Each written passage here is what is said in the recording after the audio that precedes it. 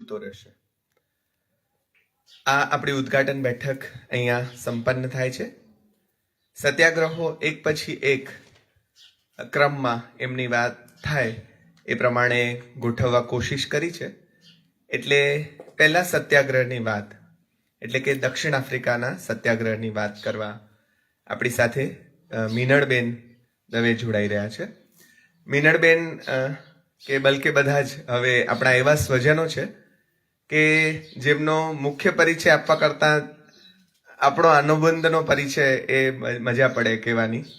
એટલે જેમને અધિકારથી એમ કહેવાય કે બેન જરાક આ જોઈ લેજો ને જરા આ કરી લેજો ને જરાક આ સાચવી લેજો, અને જે બધું જ કરવા માટે કાયમ હોશથી તત્પર હોય એવા મીનળબેનને એક સરસ છોકરો ઓળખે છે અને જરાક ચાહે પણ છે ચૂપચાપ, એવો જોન અબ્બાસ એ એમનો નાનકડો પરિચય આપશે અને પછી બેન દક્ષિણ આફ્રિકાના સત્યાગ્રહ વિશે વાત કરશે।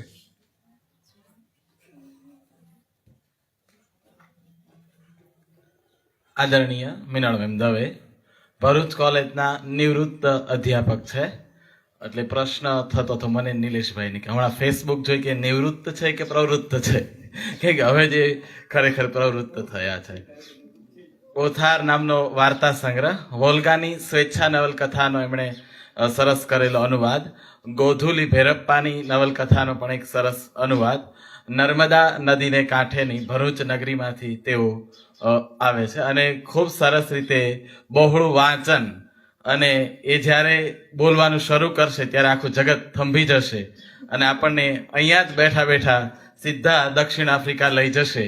એ આપણે સૌ કોઈ આગળ થોડીક જ મિનિટોમાં અનુભવશું કે કેવી રીતે એ સતત બોલતા જાય અને આપણને એવું થાય કે આ ઘડિયાળ અટકી ગઈ છે કે શું, કે સતત બોલતા જઈએ, આપણે સાંભળતા જ જઈએ અને આખું જગત આજુબાજુ ઓગળી જશે અને આપણે એમને જ સાંભળતા હશું। એવું એમની ભ્રમણ વૃત્તિ અને એમણે જે વક્તવ્ય આપવાની રીત છે આપણે સૌ કોઈને મજા પડશે એ રીતે મીનળબેન આપણી સૌ વચ્ચે।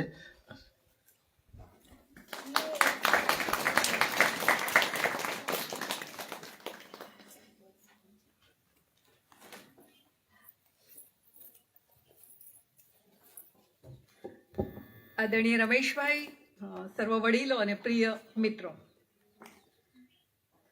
જોને કહું કે દક્ષિણ આફ્રિકામાં ભ્રમણ કરાવીશ, મને ખબર નથી પણ હું તો 3 દિવસથી દક્ષિણ આફ્રિકા જ ફરતી હતી છેલ્લા 3 દિવસ, અને મારા સદભાગ્યે ગાંધીજીએ એનો ઇતિહાસ મને આપ્યો છે। દક્ષિણ આફ્રિકાના સત્યાગ્રહનો ઇતિહાસ એટલે ટ્રાન્સવાલના નાના નાના ગામમાં હું ફરી ચૂકી, પ્રિટોરિયા જઈ આવી, જોહાનિસબર્ગ જઈ આવી, ન્યૂ કેસલ જઈ આવી, ચાર્લ્સટાઉન જઈ આવી, જનરલ બોથા અને જનરલ સ્મટ્સની સામે બેસીને મિટિંગો પણ મેં કરી લીધી અને આ બધું ગાંધીની આંગળી પકડીને કર્યું અને એ તમારી પાસે મારે મૂકી આપવાનું છે। ઘણા બધા સત્યાગ્રહની વાત થવાની છે પણ મારે ભાગે જે સત્યાગ્રહની વાત કરવાની આવી છે સૌથી લાંબો સત્યાગ્રહ, 2 દાયકા સુધી ચાલેલો, 20 વર્ષ સુધી ચાલ્યો। દેખાય છે મોઢું કે હું ઊંચી થઉં? મેં એક રસ્તો સૂચવ્યો કે આપણે પોડિયમ નીચે લઈ લઈએ તો અમારે એની જરૂરત નહીં પડે। હા, કોઈને પણ વાંધો નહીં આવે। આગળ જે બેઠા છે એમને મને મોઢું નથી દેખાતું, એ લોકોને ન દેખાય વાંધો નહીં। એ સરસ છે આઈડિયા। હા, પેલી પડવાની પણ વેરી ગુડ આઈડિયા। પેલા પાટલા પર ચડાવે ને તો પાટલામાં જ ધ્યાન રહે બધું, એટલે ત્યાં પાછા બેઠા એ જ કહ્યું કે આ નીચે ઉતરી જાય ને તો કોઈને વાંધો નહીં આવે। હા, હવે મને આ લોકોના મોઢા દેખાશે અને મારે વાત આ લોકો માટે જ કરવી છે। માઈક નીચે જ રાખો, હાથ આમ કરશે ને તો ચડાવશે।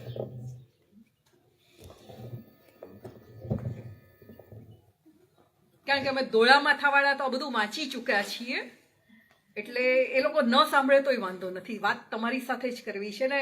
મેં કહું કે 3 દિવસ હું બહુ ફરી છું અને મને જે મળ્યું ને આમાં એ મારે તમારી પાસે મૂકી આપવું છે। તો હું વાત કરતી હતી કે સૌથી લાંબો ચાલેલો સત્યાગ્રહ છે, 2 દાયકા સુધી ચાલ્યો છે। આપણે ઘરમાં ઘણીવાર રિસાઈએ ને, આપણે પણ સત્યાગ્રહ કરતા હોઈએ કે નહીં ગમતું બનાવ્યું છે, નથી જમવું, જા। 20 મિનિટમાં તો પેટમાં એવી આમ થવા માંડે ને આપણો સત્યાગ્રહ છે પૂરો થઈ જાય। તો જે 20 મિનિટ આપણે ચલાવી નથી શકતા એ 20 વર્ષ સુધી ચાલ્યો છે। અને આ સત્યાગ્રહ વિષય ઉપર પરદેશી શાસકો સામે અને પરદેશી પ્રજાએ કરેલો સત્યાગ્રહ છે। જો દક્ષિણ આફ્રિકાની ભૂમિ છે એના શાસકો છે એ દક્ષિણ આફ્રિકાના મૂળ લોકો નથી, એ અંગ્રેજો અને બોવારો એટલે કે ડચ લોકો ત્યાં શાસક છે, એટલે પરદેશી શાસકો છે. અને એની સામે જેમણે આ અહિંસક યુદ્ધ કર્યું એ પણ બધા પરદેશી હતા, થોડાક ચીનાઓની સાથે, બાકી બધા જ હિન્દના જુદા જુદા પ્રદેશમાંથી ગયેલા લોકો. તો પરદેશની ભૂમિ પર પરદેશી શાસક સામે પરદેશી લોકોએ કોઈ પણ પ્રકારના શસ્ત્ર વિના 20 વર્ષ સુધી યુદ્ધ કર્યું હોય અને લોહીનું ટીપું વહેવડાવ્યા વિના પોતાની માગણીઓ મંજૂર કરાવી હોય, સાચી માગણી, સાચા અધિકાર મેળવ્યા હોય, કદાચ વિશ્વના ઇતિહાસમાં ક્યારેય ન બની હોય એવી આ ઘટના. અને સૌથી મોટી વાત એ કે આ જે લડત ચાલી પછી એને સત્યાગ્રહ નામ અપાયું છે. એ લડતના નેતા કોણ હતા? કોઈ યુદ્ધ કળાના નિષ્ણાત નહોતા, કોઈ રાજકારણી નહોતા, કોઈ ધર્મગુરુ નહોતા. માંડ 24 વર્ષનો એક છોકરડો, બેરિસ્ટર એટલોની ડિગ્રી મેળવી હતી ઇંગ્લેન્ડ જઈને, પણ વકીલાતનો અનુભવ તો 1 જ વર્ષનો હતો. અને મારે માટે એમનું જે નામ છે ને મોહનદાસ, એ મોહન એટલે કૃષ્ણ, એ કૃષ્ણ માટે એક બીજું નામ વપરાય છે રણછોડ. અને મને ગાંધી 3 વખત રણછોડ લાગ્યા છે. સત્યાગ્રહ દક્ષિણ આફ્રિકાનો શરૂ કરીએ પહેલા તો મેટ્રિકની પરીક્ષા પાસ કરીને ભાવનગરની કોલેજમાં ભણવા ગયા, 1 સેમેસ્ટર ભણ્યા અને ગુજરાતીમાંથી અંગ્રેજી માધ્યમમાં ભણવા ગયા હો ને જે પરિણામ આવે એવું જ પરિણામ આવ્યું. ભાગ્યા ત્યાંથી. ફરી ભણવા જવાનું મન નથી, કોલેજ છોડવી છે, પણ કઈ રીતે છોડવી? અને એક તક મળી. કુટુંબના શુભેચ્છક પેલા માવજી કેવળરામ દવેએ કહ્યું કે દિવાનનો વારસો જાળવવો હોય તો એક છોકરાને બેરિસ્ટરનું ભણવા ઇંગ્લેન્ડ મોકલો. તો જુઓ, જેને ભાવનગરની કોલેજમાં અંગ્રેજીમાં વિષયો ભણવાનું આકરું લાગતું હતું એ ઇંગ્લેન્ડ ભણવા જવા તૈયાર થયા, ભાગ્યા છે ભાવનગરની કોલેજ છોડીને ઇંગ્લેન્ડ. બેરિસ્ટરનું ભણીને પાછા આવ્યા, મુંબઈમાં વકીલાત શરૂ કરી. પણ પહેલા જ કેસમાં બોલવા ઊભા થયા અને જીભને ગળું ચોંટી ગયા, બોલી શક્યા નહીં, કેસ બીજા કોઈકને સોંપી દીધો. મુંબઈથી ભાગ્યા રાજકોટ. જો ભાગ્યા છે ફરી બીજી વખત રાજકોટ આવ્યા, નાની નાની અરજીઓ લખવાનું કામ ચાલે છે ને મોટા ભાઈએ એક કામ સોંપ્યું. ઇંગ્લેન્ડમાં જેમની સાથે પરિચય થયો હતો એવા અંગ્રેજ અધિકારી પાસે ભાઈનું કોઈ કામ લઈને જવાનું. અને મોહનદાસ કરમચંદ ગાંધી મળવા ગયા. પેલા અધિકારી, અહીંયા તો અધિકારી છે, ત્યાં એક સમાન નાગરિક હતા. એણે કહ્યું કે તારા ભાઈની વાત કરવાનો હોય તો વાત ન કરીશ. પણ ગાંધીએ વાત ચાલુ રાખી અને એ અધિકારીએ પટાવાળાને બોલાવીને હાથ પકડીને ગાંધીને બહાર કાઢ્યા. ગાંધીએ ચિઠ્ઠી લખી કે તમે મારું અપમાન કર્યું છે. પેલાએ જવાબ આપ્યો, તારાથી થાય એ કરી લેજે.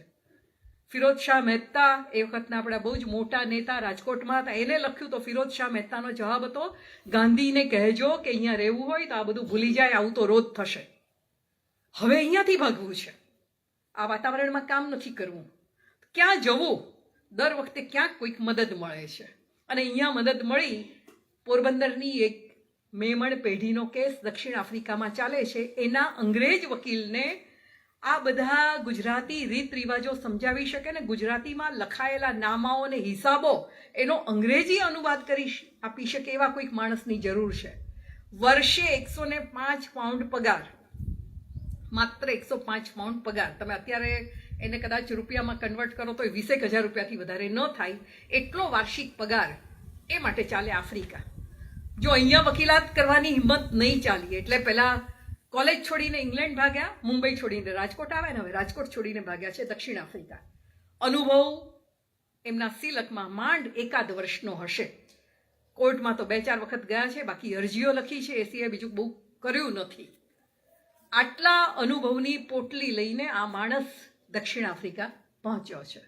અને દાદા અબ્દુલ્લા જેની પેઢી માટે આવ્યા છે, એમણે ડર્બન બંદરે ઉતરતા ગાંધીને જોયા. સરસ મજાનો સૂટ બૂટ પહેર્યો છે અને માથે પોરબંદરની પેલી પાઘડી બાંધી છે. અને દાદા અબ્દુલ્લાના મનમાં તો ફાળ પણ પડી કે ધોળો હાથી મેં બાંધ્યો છે, અને અહીંયા ક્યાં હું લઈ આવ્યો. પણ 6-7 દિવસના સહવાસમાં સમજાયું કે ના ના, પોતે કદાચ એ વિચારવામાં ખોટા હતા. બીજે ડર્બન બંદરે ઉતર્યા છે ને બીજે દિવસે કોર્ટ જોવા માટે ગયા કે અહીંયા કઈ રીતે કામ ચાલે છે. માથે પાઘડી પહેરી છે, આમ સૂટ પહેર્યો છે પણ માથું ખાલી ન રખાય એટલે પાઘડી પહેરી છે. અને મેજિસ્ટ્રેટે 2 વખત ઈશારાથી પાઘડી ઉતારવાનું કહ્યું, સમજાયું નહીં. 3જી વખત બોલાવીને કહું તો પાઘડી ઉતારવાને બદલે એમણે કોર્ટ છોડી. આ 4થી વાર છોડ્યું. અહીંયા અદાલત છોડી, પણ અહીંયા છોડી એ બરોબર વિચાર સાથે, સ્વમાન સાથે, કે માથે પાઘડી ઉતારવી એ તો પોતાની જાતનું અપમાન છે, પાઘડી નહીં ઉતરે. આ દક્ષિણ આફ્રિકામાં થયેલો પહેલો અનુભવ, હજી એમને ખબર નથી કે આ અનુભવ જે થયો છે એમને ક્યાં સુધી લઈ જવાનો છે. દાદા અબ્દુલ્લાએ કહું કે તમારે આટલા આ વાત, આપણો કેસ ચાલે છે એમાં આ વસ્તુ છે. એમણે જોયું તો એમાં તો અનેક વસ્તુઓ નામું જેમાં સમજવું પડે, આવડતું નથી નામું, એટલે બજારમાંથી ચોપડી લઈ આવ્યા. અહીંયાથી તમને ગાંધી, મોહનદાસ કરમચંદ ગાંધીમાંથી ગાંધીજી બની રહ્યા છે. અથવા નેલ્સન મંડેલાએ કહ્યું હતું કે તમે અમને બેરિસ્ટર ગાંધી આપ્યા હતા, અમે એને મહાત્મા બનાવીને પાછા આપ્યા. એ કઈ રીતે બન્યા એની તમને અહીંયાથી ખબર પડે છે કે જે કેસમાં પોતાને કશી ખબર નથી એમાં સીધો નહીં પ્રવેશ કરવો, પહેલા એનો પૂરેપૂરો અભ્યાસ કરવો. નામાના મૂળ તત્વો આવડતા નહોતા પણ ચોપડી લઈ આવ્યા. 7 દિવસ સુધી બરોબર પ્રાથમિક પ્રશ્નો એના સમજી લીધા અને એના આધારે જે કેસ હતો એ સમજી લીધો. અને 10મે દિવસે કહું કે હવે આ કેસ માટે તમે જ્યાં કહો ત્યાં હું જવા માટે તૈયાર છું. અને શરૂ થાય છે પેલી યાત્રા, જે યાત્રા મોહનદાસ ગાંધીને માત્ર ગાંધી માટે નહીં પણ બીજા બધા માટે લડવાનું શીખવે છે. બહુ જાણીતી ઘટના છે, આપણને બધાને ખબર છે. ફર્સ્ટ ક્લાસમાં ટ્રેનમાં બેસવાનું છે, પણ ત્યાં આગળ કાળા લોકો, કલર્ડ પીપલ, નિગ્રો અને જેને આપણે કુલી અથવા સામી તરીકે ઓળખતા હતા, એ લોકોને માટે ફર્સ્ટ ક્લાસમાં બેસવાની રજા નથી. ટિકિટ લીધી હોય તો પણ દાદા અબ્દુલ્લાએ ચેતવ્યા છે કે તમને ઉતારશે, તો કે ના, પણ હું તો ફર્સ્ટ ક્લાસમાં જ મુસાફરી કરું છું. ટિકિટ લઈને ડર્બનથી ટ્રેનમાં બેઠા છે એટલે, અને પીટર મેરિટ્સબર્ગ સ્ટેશન આવ્યું. રાત થઈ ગઈ છે, અત્યારે છે એના કરતાં વધારે ઠંડી છે ત્યાં આગળ. અને એક પેલો મુસાફર આવીને જુએ છે કે અહીંયા આગળ એક કાળો માણસ બેઠો છે, ભલે ને સૂટ પહેરીને બેઠો છે પણ છે તો કાળો. ગાર્ડને લઈ આવ્યો. ગાર્ડે કહું કે તારે ઉતરવું પડશે ને છેલ્લા ડબ્બામાં જવું પડશે. ગાંધીએ કહું કે મારી પાસે ટિકિટ છે. તો કે ટિકિટ હોય તો શું થયું, પણ તું અહીંયા નહીં બેસી શકે. ઉતરવાની ના પાડી. સિપાહીને બોલાવવામાં આવ્યો, તમાચા મારવામાં આવ્યા, ખેંચીને એમને નીચે ઉતારી દેવામાં આવ્યા. સામાન બધો જ ગયો ઓફિસમાં. પ્લેટફોર્મ પર થોડી વાર બેઠા ને પછી વેઇટિંગ રૂમમાં આખી રાત બેસી રહ્યા.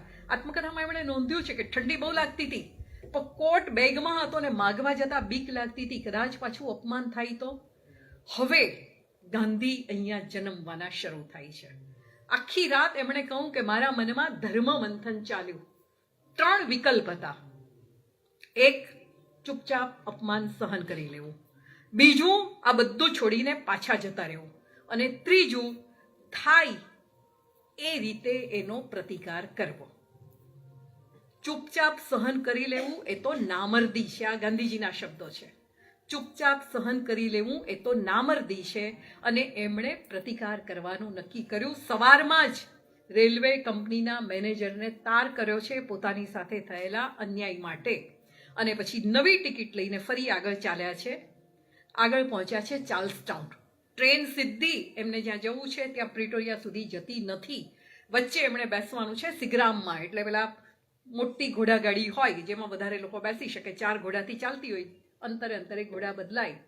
એ સિગ્રામમાં બેઠા છે. ટિકિટ એમની પૂરેપૂરી અંદર બેસવાની છે, પણ એનો જે મુખી છે એ ગોરો છે અને એ ઈચ્છતો નથી કે આ કાળો માણસ અમારી વચ્ચે બેસે.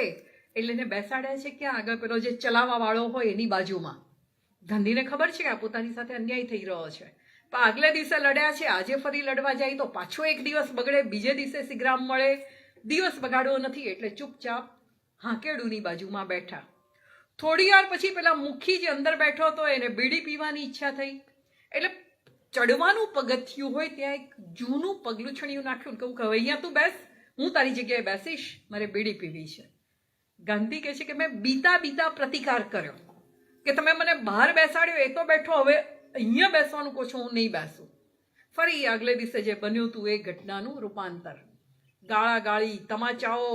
ગાંધી લખે છે કે મેં પેલો સળિયો એટલો મજબૂતીથી પકડી રાખ્યો કે હાથ તૂટી જાય પણ સળિયો નહીં છોડો.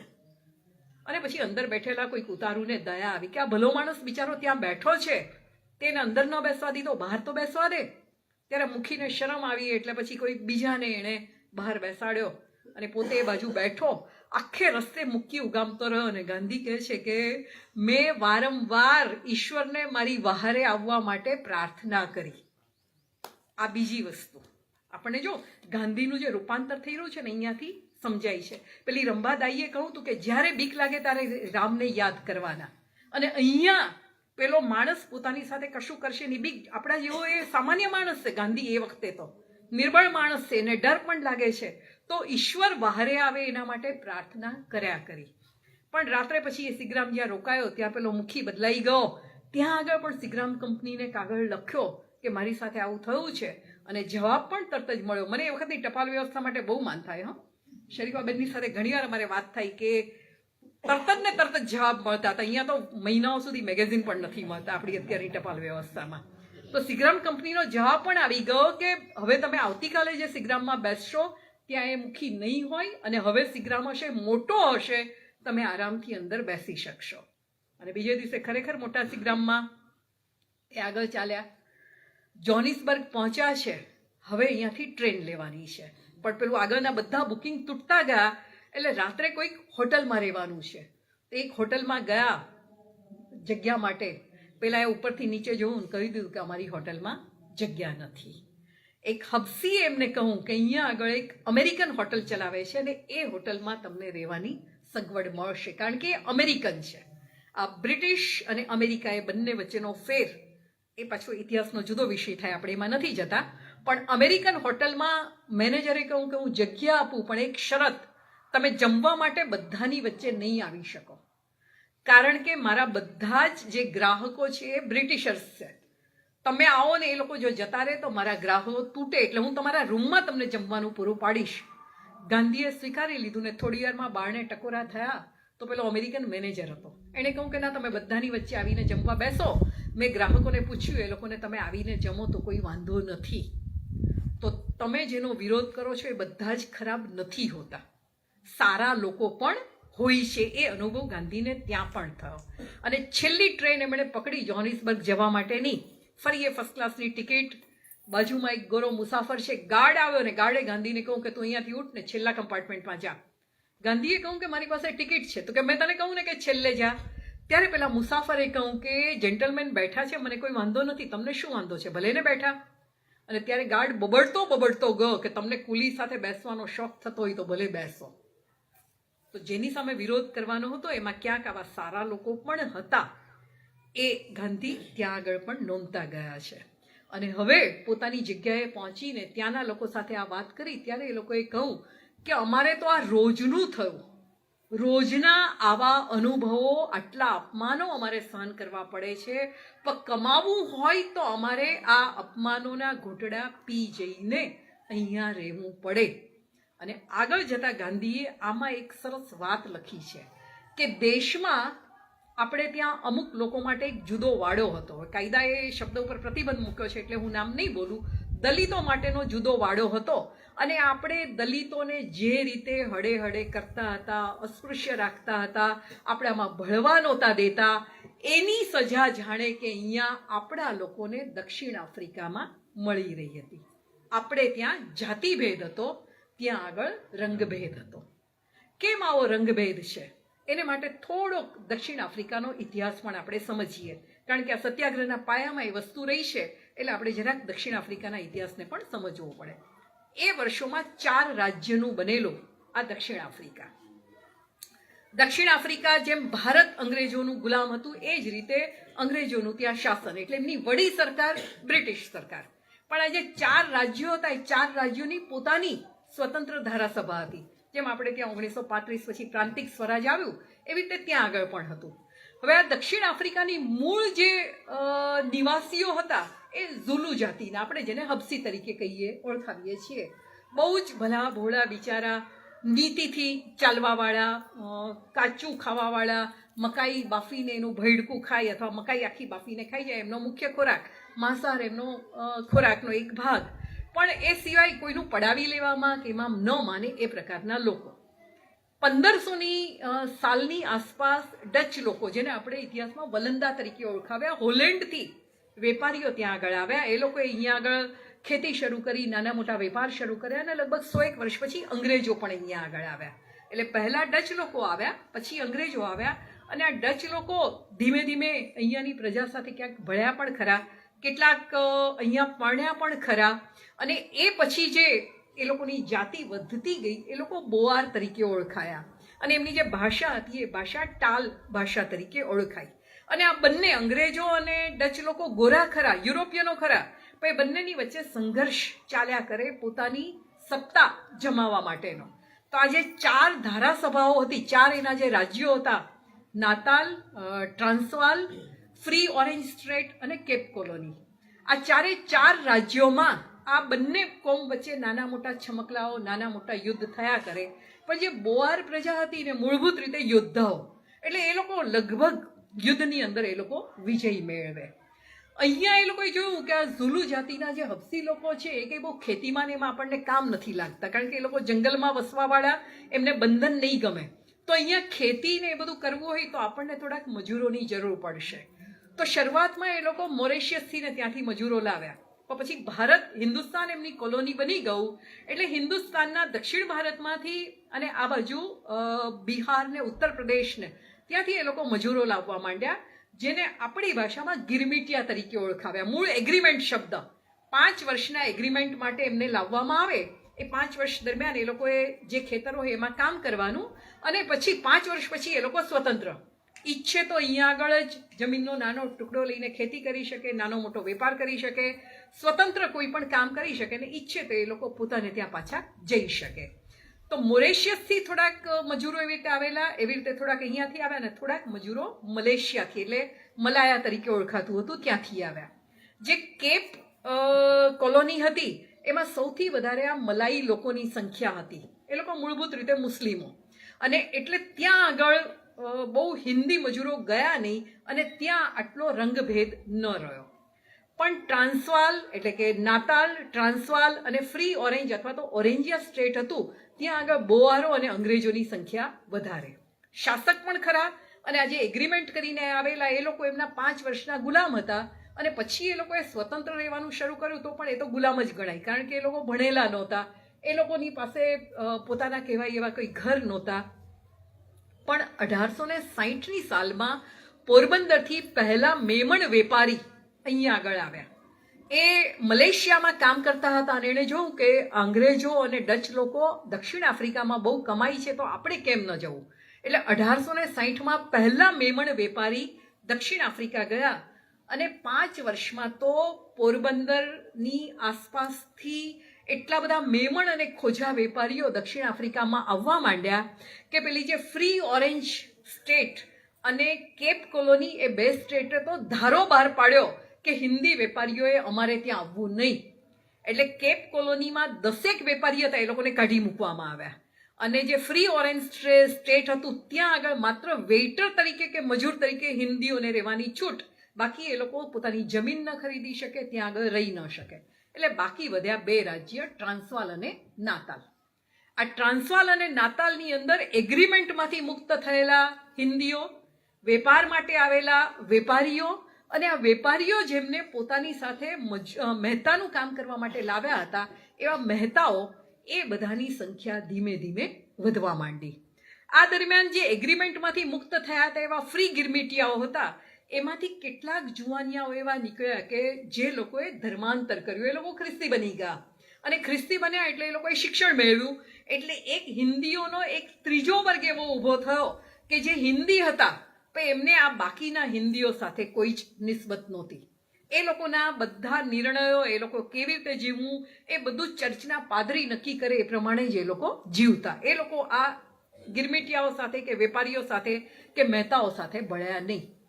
ધીમે ધીમે આ વેપારીઓએ જે રીતે વેપાર ફેલાવા માંડ્યો, અને ઝુલુ લોકો જે અંગ્રેજ વેપારીઓ પાસે કે ડચ વેપારીઓ પાસેથી કશું ખરીદતા નહોતા, એ લોકોએ હિન્દી વેપારીઓ સાથે ખરીદી કરવાનું શરૂ કર્યું. આ હિન્દી એગ્રીમેન્ટમાંથી મુક્ત થયા હતા, એ લોકોએ નાની નાની ખેતી કરવા માંડી, શાકભાજી વાવવા માંડ્યા, અને અંગ્રેજ વેપારીઓ કરતાં સસ્તા ભાવે બધું વેચવા માંડ્યું. એટલે ધીમે ધીમે આ બંને રાજ્યો, ટ્રાન્સવાલ અને નાતાલ, એ રાજ્યની વિધાનસભાને એવું લાગ્યું કે આ હિન્દીઓએ અહીંયા આવીને હવે જે પગ પેસારો કર્યો છે એને કારણે આપણું અસ્તિત્વ જોખમમાં છે. એટલે ધીમે ધીમે એમણે એની ઉપર કેટલાક અંકુશ મૂકવા માંડ્યા. એમાં પહેલો અંકુશ 1894માં મુકાયો. અત્યાર સુધી હિન્દી વેપારીઓ કે અહીંયા રહેતા હિન્દીઓ જે જમીન ખરીદતા એ લોકો પોતાનું ઘર બનાવી શકતા અને મતાધિકાર મંડળમાં એમણે પોતાના મતદાતા તરીકેના નામ નોંધાવ્યા હતા. પણ 1894માં પહેલો અંકુશ, પહેલો ખરડો વિધાનસભાની અંદર એ મૂકવામાં આવ્યો કે હવે જે બ્રિટિશ હાઉસ ઓફ કોમન એટલે કે આમ સભામાં મતદાર હોય એ જ ટ્રાન્સવાલમાં અને નાતાલની ચૂંટણીમાં મત આપી શકશે. એટલે કે જે બ્રિટિશ નાગરિક હોય એ જ. અહીંયા જે હિન્દીઓ અત્યારે મતાધિકાર ધરાવતા હતા એ લોકો હવે મત ન આપી શકે. આ કાયદો બનવાનો હતો, હજી ખરડો વિધાનસભામાં મુકાયો હતો, પણ અહીંયા વસતા કોઈ હિન્દીઓનું આ તરફ ધ્યાન ગયું નહોતું. હવે પાછા ગાંધી પાસે હું તમને લઈ આવું. પેલા જે અપમાન સહન કરીને પ્રિટોરિયા, જોહાનિસબર્ગ, નાતાલ, ડર્મન બધે ગાંધીજી ફરતા રહ્યા અને એ દરમિયાન એ આ સંશોધન કરતા રહ્યા અહીંયાના હિન્દીઓની પરિસ્થિતિ કેવી છે. પહેલું કામ એમણે રેલવે કંપનીની સામે અરજી કરવાનું કર્યું કે ટિકિટ લીધી હોય તો પણ ફર્સ્ટ ક્લાસમાં બેસવા કેમ ન મળે. અને પત્ર ઉપર પત્ર લખાયા અને આખરે એમની તરફેણમાં પહેલો નિર્ણય આવ્યો કે સારા કપડાં પહેર્યા હશે એવા કુલીઓને પણ ફર્સ્ટ ક્લાસમાં બેસવા મળશે. શરત સાથે સારા કપડાં પહેર્યા હોય એવા. પણ વિજય તો મળ્યો. જે ઉતારી મૂકતા હતા એને બદલે બેસવાની છૂટ મળી. અને પછી એમણે સંશોધન કરવા માંડ્યું. એમણે જોયું કે આપણે કેમ આ રંગભેદનો ભોગ બનીએ છીએ, એ કેમ ગોરાઓ આપણને એમનાથી અળગા રાખે છે. તેમણે 2-3 વસ્તુ નોંધી. એક, આપણી ગંદકી. ત્યાં આગળ મોટે ભાગે પુરુષો એકલા રહેતા હતા, બહુ ઓછા સ્ત્રીઓને લઈને જતા હતા. અને પહેલેથી આ લોકો એગ્રીમેન્ટમાં આવેલા, ગિરમિટિયા તરીકે આવેલા, એટલે એમની જે વસાહત બનાવવામાં આવી હતી એમાં જ એમણે રહેવાનું, જેને કુલી લોકેશન કહેવામાં આવતું હતું, કુલી વસાહત. ઓછામાં ઓછી પાણીની ત્યાં સુવિધા, ઓછામાં ઓછી બત્તીની, એ વખતે વીજળી નહોતી પણ પેલા કેરોસીનથી ચાલતા દીવા બનતા, એની ઓછામાં ઓછી સુવિધા, ગટરની સુવિધા પણ નામની, અને રસ્તાઓ તો મળે જ નહીં. આપણે ત્યાં જે દલિતોના વાસની પરિસ્થિતિ હતી એવી જ પરિસ્થિતિ એ વખતે કુલી લોકેશનની હતી. એટલે ગાંધીજીએ પહેલું નોંધ્યું, એમણે જે સભાઓ હિન્દીઓની કરી એમાં વાત કરી હતી કે આપણે પહેલાં તો સ્વચ્છતા જાળવતા શીખવું પડશે. બીજું એમણે કહ્યું કે આપણા વેપારોની અંદર આપણે અનીતિ બહુ કરીએ છીએ, વેપારમાં સત્ય જોઈશે. જો સત્યનો આગ્રહ માત્ર રાજકીય અધિકાર માટે નહીં, દરેકે દરેક વ્યવહારની અંદર પણ સત્યનો આગ્રહ રાખવાનો છે. અને ત્રીજું એમણે કહ્યું કે નાત, જાત, ધર્મ બધા ભેદભાવ ભૂલી જઈને આપણે એક બનવું પડશે. હવે હિન્દુસ્તાનમાંથી અહીંયા આવેલા કોઈ ઉત્તર ભારતના હતા, કોઈ બિહારના હતા, કોઈ દક્ષિણ ભારતમાંથી આવ્યા હતા, એટલે તો કુલી અથવા તો સામી તરીકે ઓળખાતા હતા. તમિળ ભાષામાં નામની પાછળ સ્વામી લાગે એટલે સામી હિન્દીઓનો પર્યાય બની ગયો હતો. તો કે આ બધું જ આપણે ભૂલવું પડશે. કેટલાક પારસી હતા, કેટલાક સિંધી હતા, હિન્દુ હતા તો હિન્દુમાંય જાત જાતના સંપ્રદાયો હતા, મુસ્લિમો હતા. તો કે ખ્રિસ્તી બની ગયેલા ભારતીયો છે, હિન્દીઓ છે, એમને પણ આપણી સાથે ભેળવવા પડશે. તો ત્રીજી વાત એમણે કરી કે આપણે નાત, જાત, ધર્મ એ બધાના ભેદભાવ ભૂલીને એક થવું પડશે.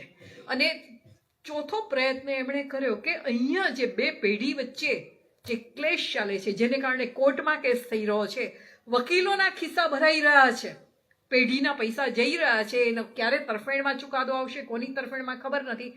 શા માટે સમાધાન ન કરવું? અને બંને પક્ષના વકીલોને મળીને, બંને પક્ષના લોકોને સાથે બેસાડીને ગાંધીજીએ લગભગ 11 મહિનાને અંતે સમાધાનનો રસ્તો શોધ્યો. બંને પક્ષ રાજી થાય એ પ્રકારનું સમાધાન આવ્યું. કોર્ટના ઇતિહાસમાં ન બની હોય એવી આ ઘટના હતી કે લડાઈ વિના કોઈ વકીલ 2 પક્ષનું સમાધાન કરાવી શકે અને બંને પક્ષ રાજી થાય એવું બને. બધા જ રાજી થયા અને ગાંધીનું કામ પૂરું થયું, વર્ષ પૂરું થતું હતું. એટલે એમણે 1994માં પાછા જવાનું નક્કી કર્યું. એમના માટે મિજબાની ગોઠવાઈ, બધા ખાવા પીવાનું ચાલતું હતું ને બાજુમાં જ એક છાપું પડ્યું હતું. છાપું આમ જ ગાંધીજીએ હાથમાં વાંચવા માટે લીધું. આટલાક નાનકડા ચોકઠામાં પેલા સમાચાર વાંચ્યા કે કુલી એટલે કે અહીંયા વસતા હિન્દીને ફ્રેન્ચાઇઝી એમનો જે મતાધિકાર હતો એ રદ કરતો ખરડો વિધાનસભામાં મુકાયો છે. અને ગાંધીએ બધાને કહ્યું કે તમે લોકોએ આ વાંચ્યું? અમારામાંથી અડધાને તો વાંચતા જ નથી આવડતું. પણ તમને ખબર છે આ મતાધિકાર તમારો પાછો ખેંચાયો? કેટલાની પાસે મતાધિકાર છે? તો થોડાક લોકોએ કહું કે અમારી પાસે છે. તો કે હવે તમે મત નહીં આપી શકો. તમે મત નહીં આપી શકો તો તમે અહીંયાના નાગરિક નહીં. તમે એનો વિરોધ કેમ નથી કરતા? કર ભરો છો, બધું અહીંયા રહો છો, તો તમને મતાધિકાર મળવો જોઈએ. તો કે કોણ અમારા વતી કરે? તો કે તમારે બધાએ ભેગા થઈને કરવું જોઈએ. અને જે આવતીકાલે પાછા જવાના તે ગાંધીને કહું કે તમે થોડાક સમય માટે રોકાઈ જાઓ, અમારા વતી તમે આ અરજી કરો અને આપણે આ માટે લડીએ. દાદા અબ્દુલ્લા, જેમની પેઢીમાં ગાંધી આવ્યા હતા, એ હોશિયાર હતા. એણે કહું કે અત્યાર સુધી તો ગાંધીનો બધો ખર્ચો હું કાઢતો હતો, પણ હવે જો અહીંયા રોકાઈ તો એમના રહેવાનું શું? તરત જ રસ્તો નીકળ્યો કે જેટલા હિન્દીઓ અહીંયા છે એમને કોર્ટના પોતાના બધા કેસ ગાંધીને આપવાના, એનો ખર્ચો એમાંથી નીકળી જશે. અને ગાંધીએ કહું કે હું જો આ રોકાઈશ અહીંયા આગળ અને આને માટે અરજી કરીશ તો એનો કોઈ ખર્ચો નહીં લઉં, કારણ કે કોમની સેવા છે. અને 2 દિવસ માટે ખરડો રોકાયો છે તો તાત્કાલિક આપણે અરજી પહોંચાડવી પડે. રાતોરાત બેસીને ગાંધીએ અરજી કરીને, એ વખતે ન ઝેરોક્સની સુવિધા હતી, ન આટલા બધા ટાઈપરાઇટરની ને એની સગવડ હતી. સારા અક્ષરે લખવાવાળા લોકોને બેસાડવામાં આવ્યા, એ અરજીની નકલ થઈ અને રાતોરાત ગામડે દોડાવવામાં આવ્યા. જે નહોતા આવ્યા એવા લોકોની પણ સહી કે અંગૂઠો લેવામાં આવ્યો. માત્ર 2 દિવસમાં 10,000 સહી ભેગી થઈ.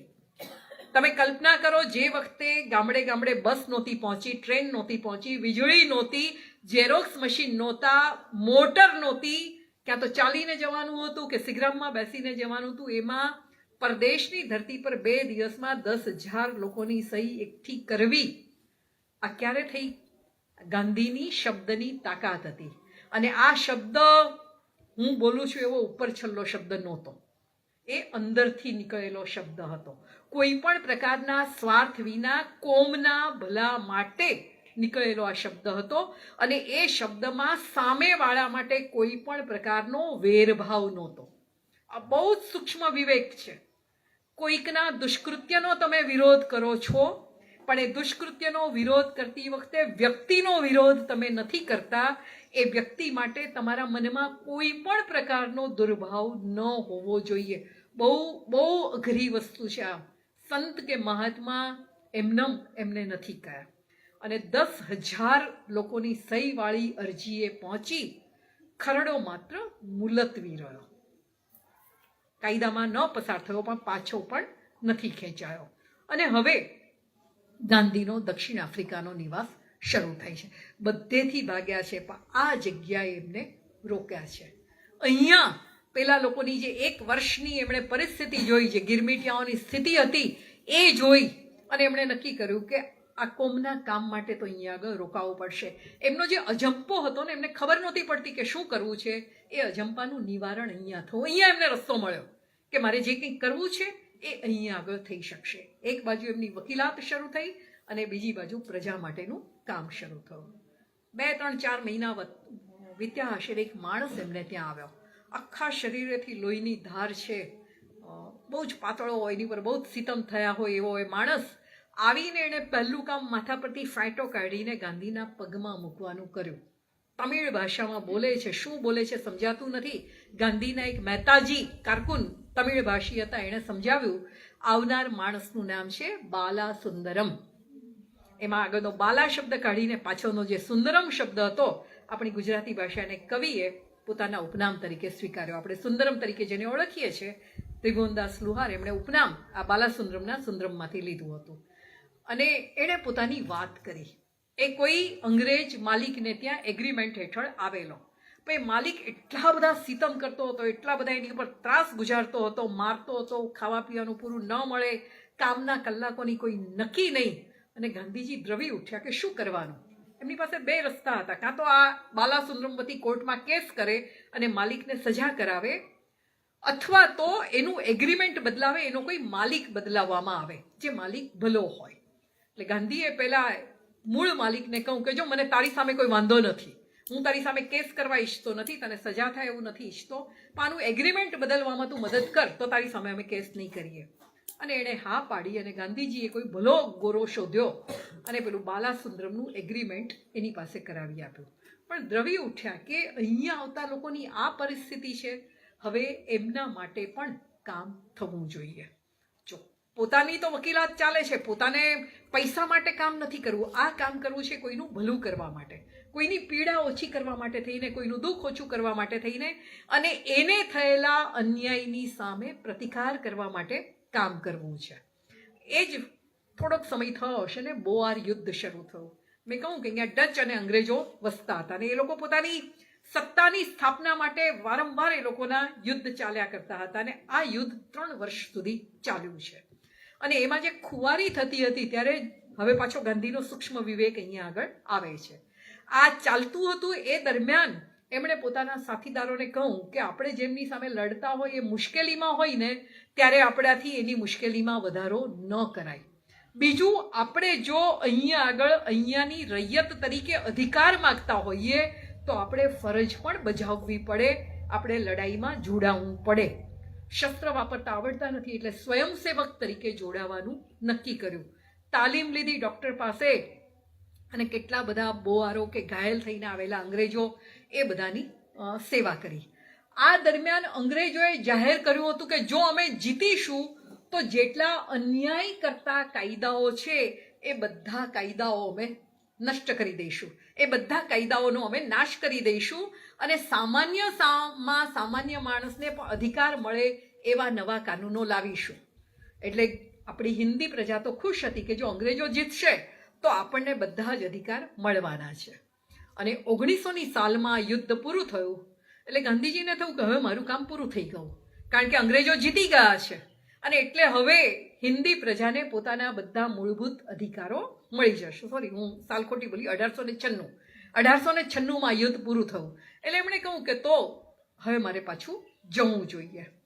પણ એ પાછા જવાની વાત ચાલતી હતી એ દરમિયાન અંગ્રેજોએ ફરી જીત મેળવ્યા પછી એના એ જ કાયદા પાછા અમલમાં મૂક્યા અને હવે આ કાયદાઓમાં બીજા કેટલાક વધારા થયા.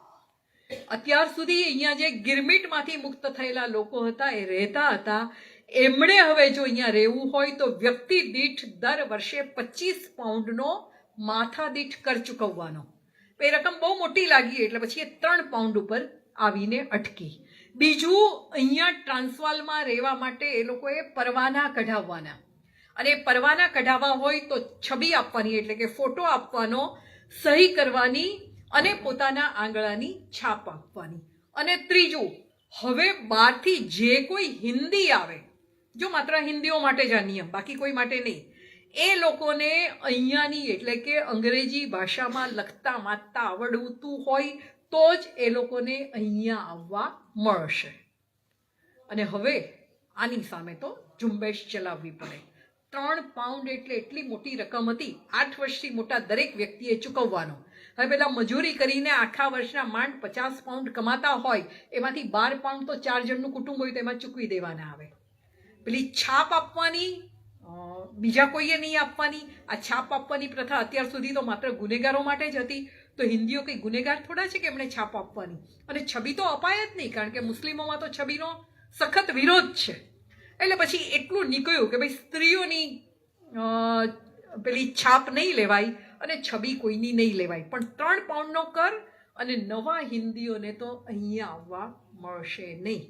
અને ગાંધીને લાગ્યું કે આની સામે તો હવે વ્યવસ્થિત ઝુંબેશ ચલાવવી પડે. હું કેટલીક નાની નાની વાત કરતી જાઉં છું મારા સમય મર્યાદાને ધ્યાનમાં રાખીને. અને એટલે રમેશભાઈએ જે વાત કરી હતી એ શબ્દ આવ્યો. એમનો પરિવાર આ દરમિયાન અહીંયા આવીને વસ્યો હતો, કુટુંબીજનો કેટલાક આવ્યા હતા, એમના જેવા વિચારધારા ધરાવતા કેટલાક બિન ભારતીયો એમને મળ્યા હતા. કેલનબેગ, પોલાક, મિસ્ટર રીચ અને બીજા ઘણા બધા એમની સાથે જોડાયા હતા. અને આ લોકોની સાથે એમણે મળીને વિચાર્યું કે હવે આપણે બરોબર લડત આપવી પડશે. તો લડતને નામ શું આપીએ? શસ્ત્ર લઈને લડવું નથી, આપણું કામ ચાલતું રહે અને છતાં આપણી વાત ત્યાં પહોંચે. તો એમણે ઇન્ડિયન ઓપિનિયન નામનું જે છાપું શરૂ કર્યું હતું એમાં આને માટે ઇનામ જાહેર કર્યું કે આ લડત માટે કોઈ એક યોગ્ય શબ્દ મળશે. અત્યાર સુધી પેસિવ રેઝિસ્ટન્સ નામ આપ્યું હતું, પણ એ નામ અમને યોગ્ય નથી લાગતું. યોગ્ય શબ્દ આપો અને એ શબ્દ આપણી ભાષાનો હોવો જોઈએ. તો મગનલાલ ગાંધીએ સદાગ્રહ શબ્દ આપ્યો. ગાંધીજીને ગમ્યો કે સદનો આગ્રહ, સારાનો આગ્રહ. તો એ સદને એમણે પછી સત્યમાં ફેરવ્યું કે આ માત્ર સારાનો આગ્રહ નથી, આ સત્યનો આગ્રહ છે. અને પછી સત્યાગ્રહ નામથી આખી જે લડત છે એ લડત શરૂ થઈ ગઈ. એક કામ માટે એમણે જવાનું છે નાતાલ, અને ટ્રેન આખી રાતની મુસાફરી છે. મિસ્ટર પોલાક એમને મૂકવા માટે આવ્યા છે અને એક પુસ્તક એમને આપ્યું કે આ વાંચો. તમને આ વાંચ્યા પછી તમારો જે માર્ગ છે એને માટેની બરોબર સ્પષ્ટતા આમાંથી મળશે. રસ્કિનનું પુસ્તક અનટુ ધ લાસ્ટ, જેનો પછી સર્વોદય એ નામથી એમણે અનુવાદ કર્યો છે. આખી રાત એ પુસ્તક વાંચ્યું અને ગાંધીનું મનોમંથન, એમણે ધર્મમંથન શબ્દ વાપર્યો છે કે મંથન શરૂ થયું કે જે શોધતો હતો એના રસ્તા અહીંયા આગળથી મળ્યા છે. અને આવ્યા પછી એમણે નક્કી કર્યું કે આવા સરખા વિચારવાળા લોકો આપણે બધાએ એક સાથે વસવું જોઈએ. આ પુસ્તકે એમને શીખવાડ્યું કે વકીલ અને વાળંદની આજીવિકા એક સરખી હોવી જોઈએ, કારણ કે બંને જણા કામ કરે છે. એકના ઉદયમાં બધાનો ઉદય નથી, સર્વના ઉદયમાં એકનો ઉદય છે. બધાનો ઉદય થાય તો બીજા બધાનો ઉદય થાય, માત્ર મારો ઉદય થાય તો તમારા બધાનો ઉદય થવાનો નથી. તો સમાનતાની વાત આવી, ધર્મ અને નીતિની વાત આવી, અને બધાને એક સરખી રોજીરોટી મળે એની વાત આવી.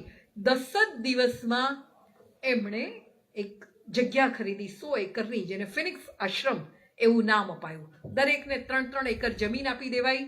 દરેકે પોતાની રીતે ખેતી કરવાની અને પોતાને આવક ઓછી પડતી હોય તો બીજું કામ ચાલુ રાખવાનું. અહીંયા આગળથી પેલું ઇન્ડિયન ઓપિનિયન છાપવું એ બહાર નીકળતું રહ્યું.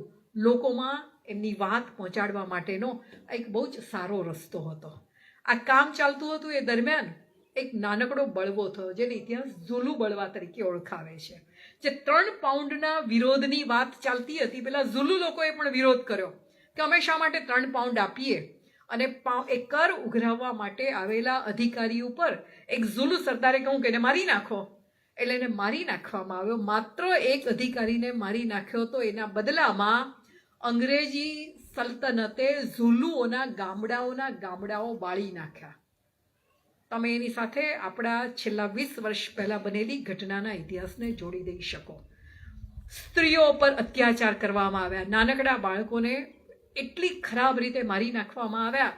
અને સૌથી મોટી કરુણ પરિસ્થિતિ હતી, અત્યારે પણ રૂવાડા ઊભા થઈ જાય એ ઘટનાને યાદ કરીએ ત્યારે, કે આ ઘવાયેલા ઝુલુઓની સારવાર કરવા માટે એક પણ અંગ્રેજી સલ્તનતનો માણસ તૈયાર નહોતો.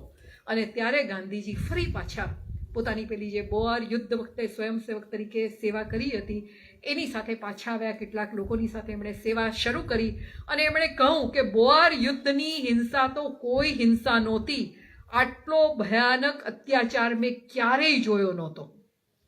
એક પણ અંગ્રેજી સલ્તનતનો નોકર પણ આ ઝુલુઓની સેવા કરવા તૈયાર નહોતો. એમના હાથ પગ કપાયેલા હતા, એમના શરીરને ચીરી નાખવામાં આવ્યા હતા, અને સ્ત્રીઓની જે કરુણ સ્થિતિ હતી એમ કે આપણી ઊંઘ ઉડાડી દે એવી હતી. અને ગાંધીજીને ત્યારે રંગભેદની તીવ્રતા કઈ હદે એ લોહીમાં પેસી ગયું છે એનો એટલો અનુભવ થયો, અને ગાંધીનો આખો વ્યવહાર છે બદલાતો ગયો. આ ઝુલુ બળવા પછી સામાન્ય જે આફ્રિકાની પ્રજા હતી એની સહાનુભૂતિ પણ હિન્દી લોકોની સાથે જોડાતી ગઈ છે. એમણે જ્યારે ફિનિક્સ આશ્રમ પર રહેવાનું શરૂ કર્યું તો જુઓ, ગાંધી માત્ર સત્યાગ્રહ રાજકીય અધિકાર માટે નથી લડ્યા, એમણે સમાજના અને જીવનના બીજા બધા પાસાઓને પણ સાથે ભેળવ્યા છે. એમણે ખોરાકના પ્રયોગો કર્યા.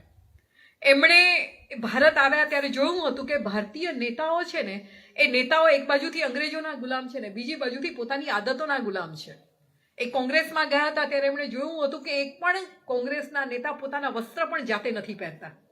એમની બેગ પણ એમની સાથે રહેલા માણસો છે પેક કરે છે. એ લોકો મળમૂત્રનો જ્યાં ત્યાગ કરીને આવે છે એની સફાઈ પણ બીજા લોકો કરે છે, એ પોતે નથી કરતા.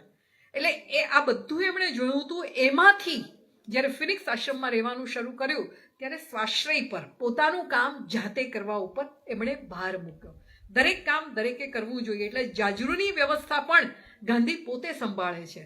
રસોડાની અંદર પણ એમણે પ્રયોગો કર્યા છે. ઓછામાં ઓછી મહેનતે કઈ રીતે પૌષ્ટિક ખોરાક મળી શકે એ માટેના પ્રયોગો. જે અહીંયા પરિવાર સાથે વસ્યા છે એ બાળકોને ભણાવવા માટેના પ્રયોગો, શિક્ષણના એટલા બધા પ્રયોગો એમણે આ ગાળા દરમિયાન કર્યા છે. તો જો એક સાથે એક માણસ કેટલા કામ કરે છે. એક બાજુ રાજકીય અધિકારો માટેની લડત, વ્યક્તિની સ્વતંત્ર ઓળખ માટેની લડત, અને બીજી બાજુ માત્ર એટલી ઓળખ પૂરતી નથી, સારા માણસ બનવાની વાત, સ્વચ્છતાની વાત, સ્વચ્છતા અભિયાન આપણે શરૂ કર્યું, ગાંધીએ એ વર્ષોમાં શરૂ કર્યું હતું.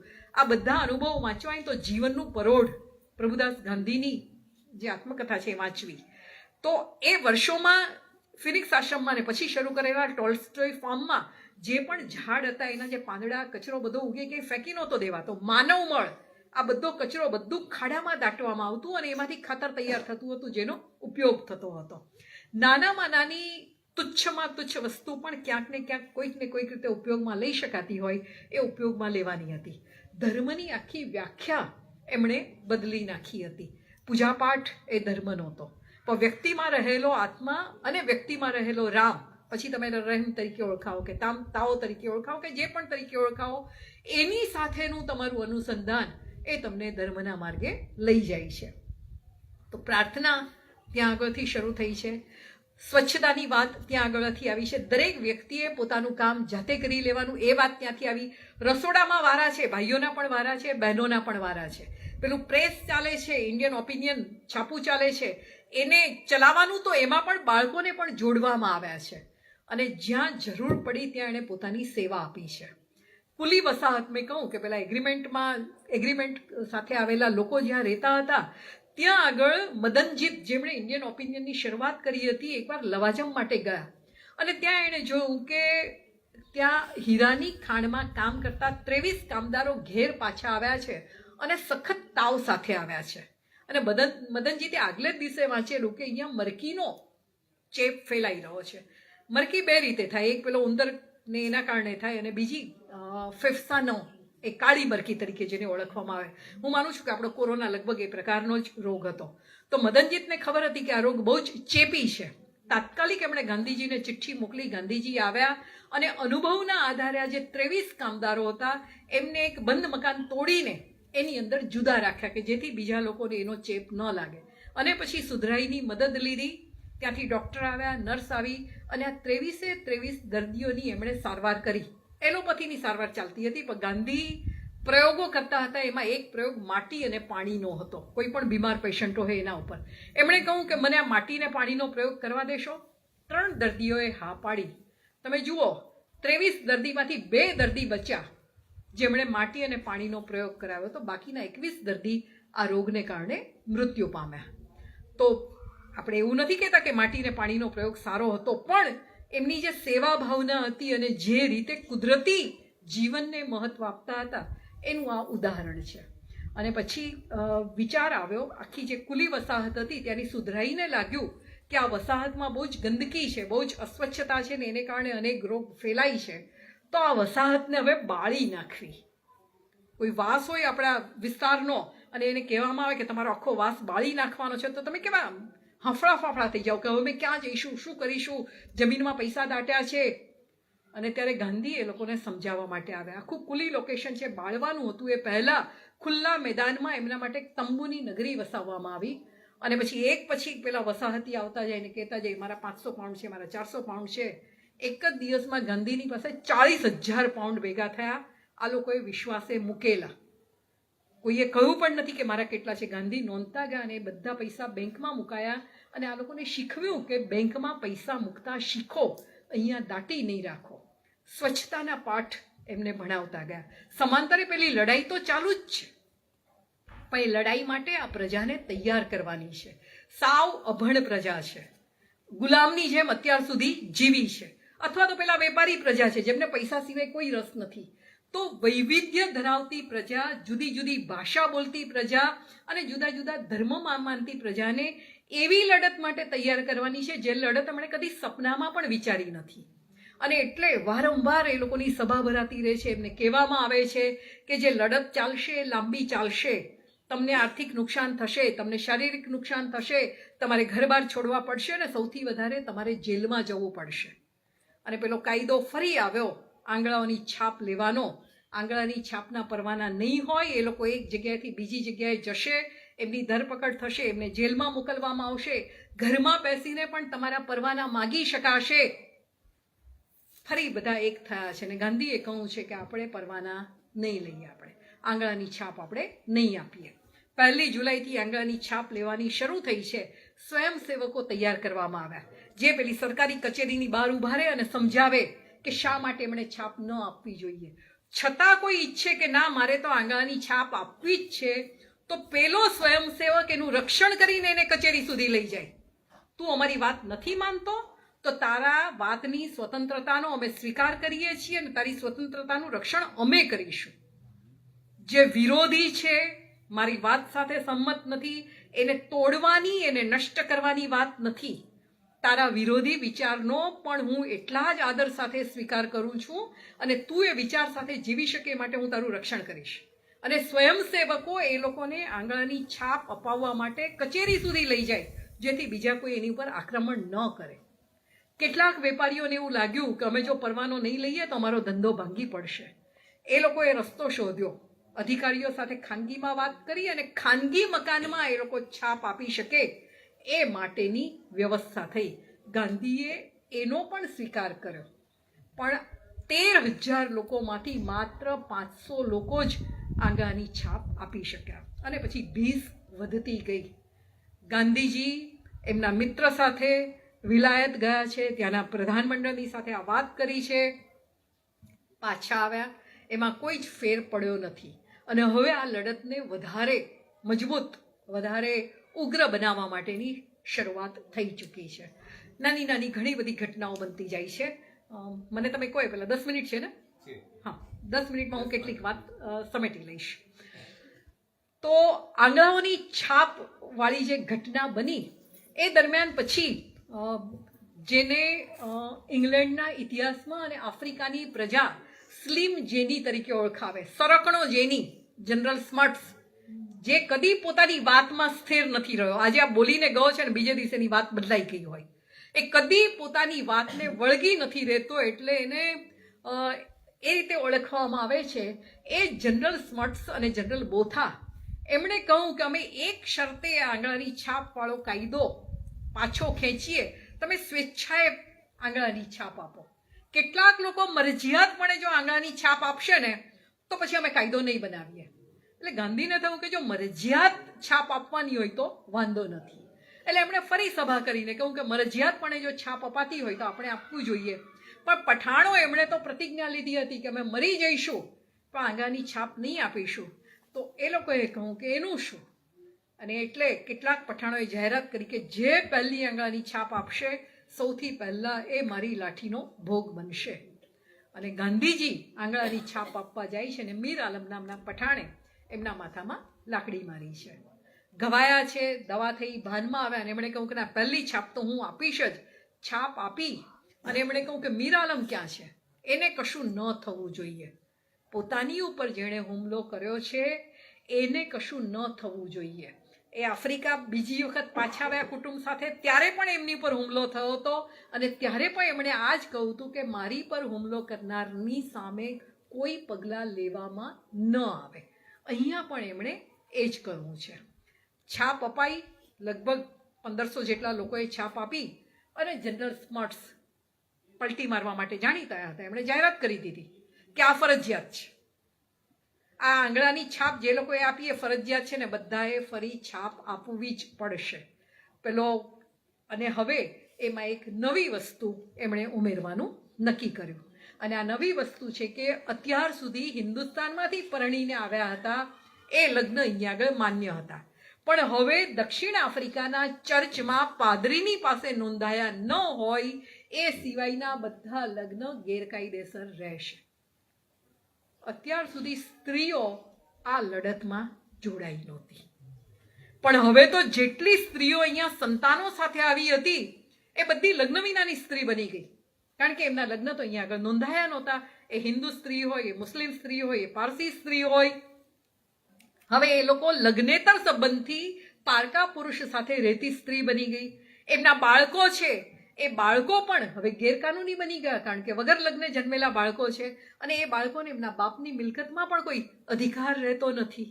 હવે સ્ત્રીઓ આની અંદર જોડાવાનું નક્કી કરે છે અને સ્ત્રીઓ એમાં જોડાઈ છે. સૌથી પહેલી 11 તમિળ બહેનો આનો વિરોધ કરવાનું નક્કી કરે છે. પહેલી જેલમાં ગયેલી આ 11 તમિળ સ્ત્રીઓ, અને પછી તો કસ્તુરબા, સંતોકબેન, કાશીબેન, ગાંધી કુટુંબની બીજી બધી સ્ત્રીઓ પણ આમાં જોડાતી જાય છે. ત્યાં જાય, માનસિક રીતે ગાંધીએ એમને તૈયાર કર્યા છે. તમે ઘેર ખાઓ છો એવું ખાવાનું નહીં મળે, તમે પહેરો છો એવા વસ્ત્ર નહીં મળે, ગમે તેવો તમારી સાથે વ્યવહાર કરવામાં આવશે. અને કસ્તુરબાએ બધાના જવાબ આપતા જાય, ફળ તો મળશે ને, આ તો મળશે ને, તે તો મળશે ને. અને કસ્તુરબા ત્યાં જઈને માંદા પડ્યા છે, ફળ ન મળે ત્યાં સુધી ઉપવાસ કર્યા છે, પણ પોતાના નિર્ધારમાંથી એ ડગ્યા નથી. આ દરમિયાન 1909માં ફરી વિલાયત જવાનું થયું છે. ત્યાં આગળ નકારનો જ જવાબ સાંભળવાનો છે. અને વિલાયતથી પાછા આવતા સ્ટીમરની અંદર એમણે હિન્દ સ્વરાજ નામનું પુસ્તક લખ્યું છે, જે એમની જે સ્વરાજની કલ્પના છે. અહીંયા પણ આપણે સ્વરાજ શબ્દ વાપર્યો છે. આ સ્વરાજ શબ્દ 1904માં આપણને દાદાભાઈ નવરોજીએ આપ્યો હતો. અને ગાંધીની જે હિન્દ સ્વરાજની કલ્પના છે એ આખી એ પુસ્તકની અંદર આવે છે. એની વાત ફરી ક્યારેક, અત્યારે 1909માં એ લખાઈ એ વાત આપણે નોંધી લઈએ. અને એના એક જ વર્ષ પછી ગોખલેજી, ગોપાળકૃષ્ણ ગોખલે, ગાંધી જેમને પોતાના ગુરુ માને છે, એ દક્ષિણ આફ્રિકા આવે છે. એમને બોલાવવામાં આવ્યા છે. પહેલા ઇંગ્લેન્ડ ગયા છે, ત્યાંના પ્રધાનમંડળને મળ્યા છે. અને દક્ષિણ આફ્રિકાનો આ જે આખો પ્રશ્ન છે, પ્રશ્ન સમજવા માટે થઈને અને ત્યાંની જે ધારાસભાના પ્રધાનમંડળ છે એને મળવા માટે આવ્યા છે. ગાંધીજીની સાથે આખી રાત જાગીને એમણે એક એક પ્રશ્નની ચર્ચા કરી છે. બહુ જ બીમાર એમનું શરીર છે અને છતાં આખી રાત જાગ્યા છે. એક એક પ્રશ્ન, નાનો નાનો પ્રશ્ન પૂછતા ગયા અને ગાંધી એને જવાબ આપતા ગયા છે. અને પ્રધાનમંડળની સાથે 2 કલાકની મિટિંગ ભરી છે. પાછા આવીને એમણે ગાંધીને કહ્યું કે ગાંધી, તું 1 વર્ષમાં હિન્દુસ્તાન પાછો આવે છે. આ જનરલ સ્મટ્સ અને જનરલ બોથા અને પ્રધાનમંડળે બધી જ માગણી સ્વીકારી લીધી છે. પેલો આંગળાની છાપવાળો કાયદો, 3 પાઉન્ડના કરનો કાયદો, લગ્ન ગેરકાયદેસર ગણાય એ કાયદો, એક રાજ્યમાંથી બીજા રાજ્યમાં જવાનો કાયદો, અને જે પણ હિન્દી અહીંયા આવવા ઈચ્છે આવી શકે એ બધા જ કાયદાઓ હવે નીકળી જવાના છે. અને 1 વર્ષમાં તમારી માગણી પૂરી થવાની છે. એટલે ગાંધીએ કહ્યું કે તમે આશાવાદી છો, હું તો નથી. જનરલ સ્મટ્સના 2-3 અનુભવ થઈ ચૂક્યા છે. તો ગોપાળકૃષ્ણ ગોખલે બહુ જ આશા સાથે હિન્દ પાછા ગયા અને 3 જ મહિનામાં એ કાયદાઓમાંથી પાછી અંગ્રેજ સરકારે પીછેહટ કરી લીધી. એણે કહ્યું કે ટ્રાન્સવાલ અને નાતાલની વિધાનસભા જો આ કાયદાઓ પસાર ન કરે તો અમને વાંધો નથી, પણ જો એ લોકો એ કાયદાઓ પસાર કરતી હોય તો વડી સરકાર તરીકે અમારે એને મંજૂરી આપવી પડશે. આ ગાળામાં રેલ કંપની એટલે રેલવે જે હોય એના ગોરા કામદારોએ હડતાલ શરૂ કરી. એટલે બધાએ ગાંધીજીને કહ્યું કે આપણી પાસે બરોબર તક છે. એક બાજુ આ ગોરાઓની હડતાલ ને બીજી બાજુ આપણે પણ હવે આપણી ઝુંબેશને વધારે મજબૂત કરીએ જેથી આ લોકોનું નાક દબાઈને આપણી માગણી પૂરી થાય. અહીંયા પેલો સૂક્ષ્મ વિવેક, આપણે જેનો વિરોધ કરતા હોઈએ એ જો મુશ્કેલીમાં હોય એ વખતે આપણે આપણી લડત અટકાવી દેવી જોઈએ. અને ગોરાઓની સાથે એ હડતાલમાં જોડાયા નથી. પણ થોડા સમય પછી ન્યૂકાસલ, જ્યાં આગળ કોલસાની ખાણ છે અને ત્યાં આગળના મજૂરો મોટા ભાગના હિન્દીઓ અને થોડા ચીની લોકો, આ લોકો એમના જે કોલસાની ખાણના માલિકો હોય એમના ગુલામ જેવા જ ગણવાના, કારણ કે એમને રહેવા માટે ત્યાં કોટડી આપવામાં આવે, એમનો ખોરાક બોરાક બધું ત્યાંથી જ આવતો હોય, એમનો બહુ જ જેને કહેવાય કે ગણી ન શકાય એટલી ઓછી રકમમાં એમને પગાર ત્યાં ચૂકવવામાં આવે. આ કોલસાની ખાણમાં કામ કરતા કામદારોને પણ પેલા 3 પાઉન્ડના કરની શરત લાગુ પડતી હતી. હવે એ લોકોનો પગાર એટલો ઓછો કે એમને દર વર્ષે 12-15 પાઉન્ડ આપવા જેટલી એમની પાસે સુવિધા નહોતી. એટલે આ ખાણના કામદારોએ હડતાલ પાડી. ગાંધીજી ત્યાં આગળ પહોંચ્યા. એમણે પેલા કામદારો વતી માલિકોને વિનંતી કરી કે આ કામદારો તમારા માટે કમાઈ છે, તમારે જો ખાણ ચાલુ રાખવી હોય તો એમના વતી 3 પાઉન્ડ તમારે ભરી દેવા જોઈએ. માલિકોએ ના પાડી કે અમે શું કરવા ભરીએ, એ સરકારનો અને કામદારોનો પ્રશ્ન છે, એમાં અમે વચ્ચે ન આવીએ. અને પેલા ખાણ કામદારોએ લડતમાં જોડાવાનું નક્કી કર્યું. એટલે ગાંધીજીને કહ્યું કે તમે અમારી માર્ગદર્શન આપો, તમે અમને રસ્તો બતાવો. એટલે ગાંધીજીએ કહ્યું કે પહેલી શરત, તમે જે ખાણની અંદર કામ કરો છો એ માલિકોની આપેલી કોટડીમાં તમે રહો છો, તમારે પહેલું એ ખાલી કરવું પડે. એના જ ઘરમાં તમે રહેતા હો તો તમે એનો વિરોધ કરી ન શકો. તો ક્યાં જવાનું? કારણ કે 1, 2, 3 કામદારો નથી, હજારોની સંખ્યામાં આ કામદારો છે. શું કરવાનું? એનો કંઈક રસ્તો તો કરવો જોઈએ. એટલે પહેલાં એવું વિચાર્યું કે એ લોકોને આપણે અહીંયા આગળથી હવે લઈ જઈએ કેપટાઉન સુધી, આપણે આખી એની હિજરત ચલાવીએ. પછી તો એ બહુ લાંબુ થતું હતું, એટલે જોનિસબર્ગ જવાનું નક્કી કર્યું. ત્યાં આગળથી માત્ર 32 માઇલ એ દૂર છે. પણ આ બધાને લઈને જવાનું છે ને એવા લોકો છે કે જે લોકોને ગાંધીનો બહુ અનુભવ નથી, જેમને સત્યાગ્રહ એટલે શું ખબર નથી. બાકીના લોકો તો ટેવાઈ ગયા છે. એમની સાથે સ્ત્રીઓ છે, નાના બાળકો છે, અભણ લોકો છે. પણ આટલા વર્ષોનો જે સત્યાગ્રહનો અનુભવ હતો એ કામે લાગ્યો. કેલનબેક એમની મદદે આવ્યા, બીજા બધા લોકો મદદે આવ્યા અને નક્કી કર્યું કે હવે અહીંયા આગળથી આખી જ કૂચ આગળ ચાલશે. હિજરતીઓ એ શબ્દ વાપરવામાં આવ્યો, હિજરતીઓની કૂચ ચાલશે હજારોની સંખ્યામાં. નક્કી થાય કે અહીંયાથી એ લોકો ઉપડવાના છે. હવે કઈ જગ્યાએ અટકશે? તો જે જગ્યાએ અટકવાના છે તે જગ્યાએ એ લોકો પહોંચે એ પહેલાં એમના માટે જમવાનું તૈયાર થઈ જાય, એમના માટેની રહેવાની વ્યવસ્થા તૈયાર થઈ જાય. અનેક હિન્દી વેપારીઓએ દાળ ચોખા પહોંચાડ્યા, કોઈએ લીલા શાકભાજી પહોંચાડ્યા, કોઈએ વાસણો પહોંચાડ્યા, કોઈએ મસ્જિદના દરવાજા ખોલી આપ્યા, કોઈએ નિશાળના દરવાજા ખોલી આપ્યા. અને આ દરેકને કહેવામાં આવ્યું કે તમે જે રસ્તા પરથી પસાર થાઓ છો, રસ્તામાં આવતા ખેતરમાંથી એક પણ ફળ તોડવાનું નહીં, અનાજનો એક દાણો તોડવાનો નહીં, ગમે ત્યાં મળમૂત્ર નહીં કરવાના, કોઈ તમારી સામે ગમે તે શબ્દ બોલે એનો જવાબ નહીં આપવાનો. તમારી ઉપર ધારો કે પોલીસની લાઠી વરસે તો સહન કરી લેવાની, પણ એનો પ્રતિકાર નહીં કરવાનો. અને 6 દિવસ સુધી ચાલેલી આ કૂચ એટલી બધી અહિંસક અને શિસ્તબદ્ધ રહી કે રેલવેના અધિકારીઓથી માંડીને બીજા બધા અંગ્રેજ અધિકારીઓ પણ ચકિત થઈ ગયા કે આટલી શિસ્તબદ્ધ રીતે, આટલી ચોખ્ખાઈથી, આટલી શાંતિથી, કોઈ પણ પ્રકારના હોહા કર્યા વિના આટલા લોકો એક સ્થળેથી બીજે સ્થળે જઈ શકે. અને જ્યાં જોહાનિસબર્ગમાં પ્રવેશ થતો તો બધાને પકડી લેવામાં આવ્યા. જેલ એટલી મોટી હતી નહીં કે આટલા હજારોની સંખ્યાના કામદારોને રાખવામાં આવે. રેલવેમાં ભરવામાં આવ્યા, ડબ્બાઓમાં. અને ત્યાં પણ ગાંધીએ સૂચના આપી હતી કે કોઈએ કોઈ પણ પ્રકારનું નુકસાન નથી કરવાનું. એમની તો આ 6 દિવસો દરમિયાન 3 વાર ધરપકડ થઈ ચૂકેલી ને 3 વાર એમને છોડેલા. હવે કરવાનું શું? આ બધા કામદારોને ક્યાં નાખવાના? અંગ્રેજ સરકાર બહુ જ વિચક્ષણ હતી. આ કામદારોને કેદી તરીકે મોકલી આપ્યા પાછા કોલસાની ખાણમાં. જે કામ અત્યાર સુધી પૈસા લઈને કરતા હતા, હવે એમણે મફત કરવાનું. કેદી તરીકે એમને જે કામ સોંપવામાં આવ્યું એ કરવું પડે. એમણે ત્યાં પણ હડતાલ ચાલુ રાખી, અમે કામ નહીં કરીએ. કોરડા વિંજાયા, મારવામાં આવ્યા. અને આ જે કૂચ ચાલતી હતી એ દરમિયાન 2-3 નાના બાળકોના મૃત્યુ થયા. કોઈ માંદું પડવાને કારણે મૃત્યુ પામ્યું. એક સ્ત્રીનું બાળક પેલો ધોધ ઓળંગતા હતા ને પાણીમાં તણાઈને મૃત્યુ પામ્યું ને છતાંય સ્ત્રી આગળ ચાલી હતી. બીજાના ભલા માટે આપણે આગળ વધવાનું છે, મારો શોખ મારે ભૂલી જવાનો છે. આવા બધા લોકો ખાણમાં પણ ફરી કામ માટે મૂકવામાં આવ્યા. ત્યારે એમણે ના પાડી કે અમે જો કામ કરીએ તો ગાંધીને દગો દીધો કહેવાય. ગાંધીએ કહ્યું છે કે હડતાલ એટલે પૂરેપૂરી હડતાલ, ખાણમાં તો કામ નથી જ કરવાનું. ગાંધી જેલમાં છે, પણ કેલનબેગ ને પોલાક ને એ લોકો બહાર છે. મગનલાલ ગાંધી મોટે ભાગે છેલ્લે સુધી બહાર રહ્યા છે. રોજની ઘટના તારના માધ્યમથી ગોખલેજીને પહોંચે છે અને એ દ્વારા ભારતમાં પહોંચે છે.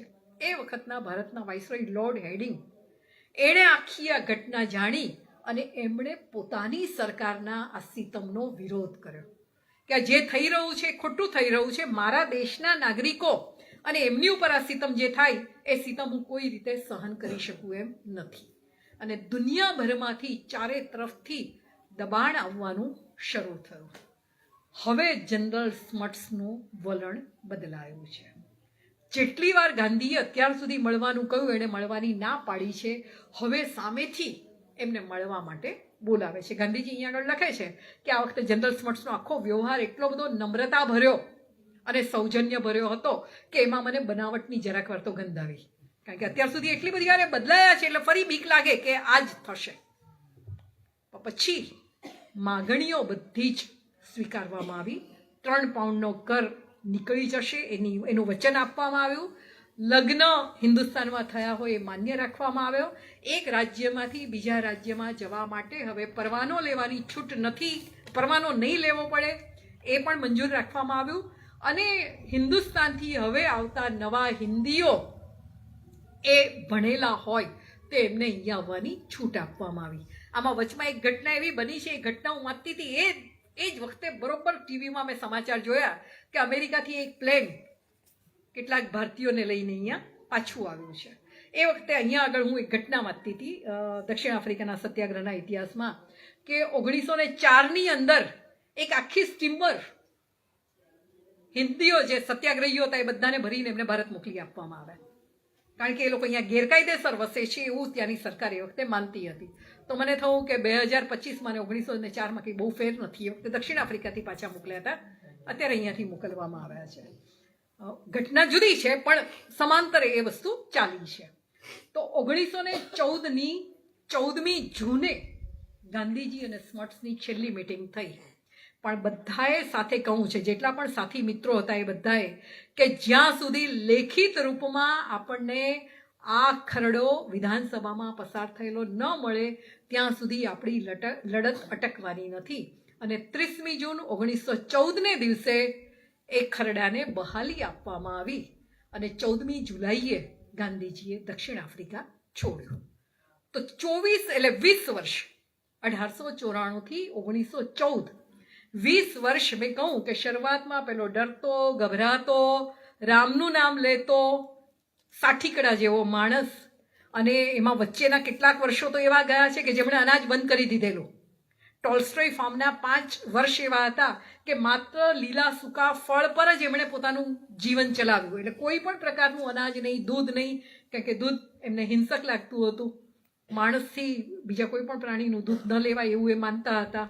તો આ બધા જ પ્રયોગો કરતાં કરતાં એમણે જુદી જુદી ભાષા બોલતા જુદા જુદા પરદેશમાં વસતા લોકોને એક કર્યા, એમના અધિકાર અંગેની સભાનતા એમનામાં જગાવી અને લોહીનું ટીપું પાડ્યા વિના સત્યના આગ્રહ સાથે કરેલી આ દુનિયાની પહેલી અહિંસક લડત.